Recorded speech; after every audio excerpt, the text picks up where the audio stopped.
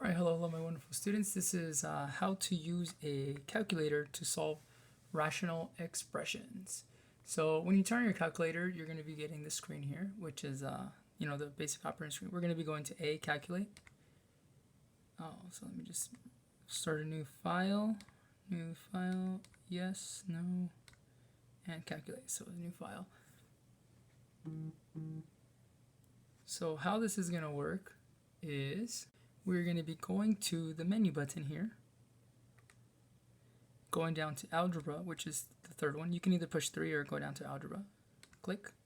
And I have a solve button on the black calculator, but on the yellow calculator that you guys get from the school, you guys have an end solve. It's the same thing, but I don't know I'm not really sure what the difference is. I think it's numerical solve over just solve. All right, so you guys will have something that says end solve with parentheses, and that's going to be right there. So okay, so now all we have to do is input this. The only thing we have to be careful of is that we're actually putting the parentheses in the right spot, because we have to make the fractions. So the first one's going to be parentheses inside. We have our 7 divided by parentheses for our denominator, x plus 4. And if you see down here, I'm actually getting the x from right here. And then we're going to close our parentheses, move over 1. We're going to subtract, and then we're going to put our new parentheses for our new fraction, 2 divided by parentheses x plus 5, close parentheses.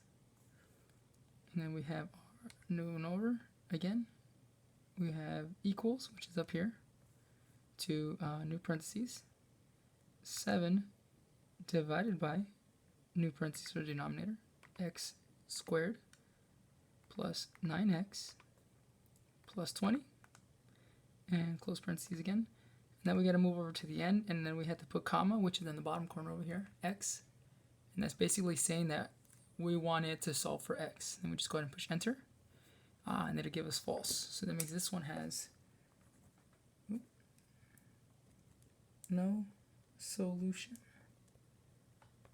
If it gave us anything besides false, like that's what we have two. We have one that's going to be no solution and one that's going to have a solution in order for it to work.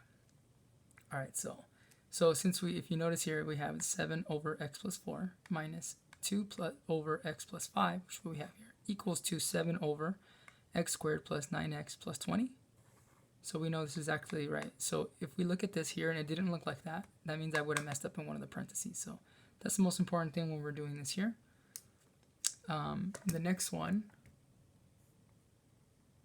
is this one here. So I'm going to go ahead and I'm going to go again, menu.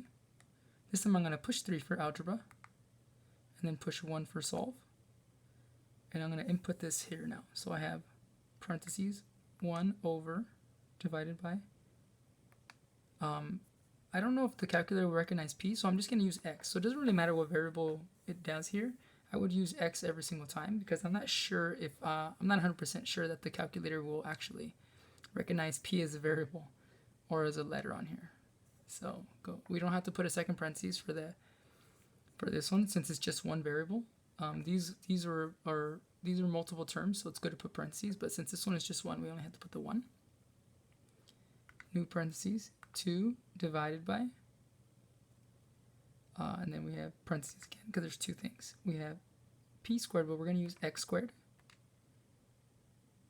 and then plus 2p, or 2x, got bright. Then we're going to go ahead and go to the next one over again.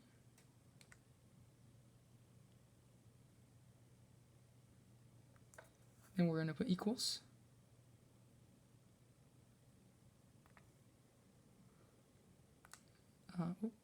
Parentheses, 1 divided by parentheses x squared plus 2x, close parentheses. And once again, we're going to go over with respects to x, push enter, and that's going to give us our answer as p is equal to 1.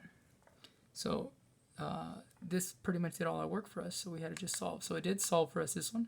And if you notice, it is 1 over p, or 1 over x, 2 minus 2 over x squared, or p squared plus 2p, equals to 1 over p squared plus 2p, again here. And then we're solving for the variable that's there.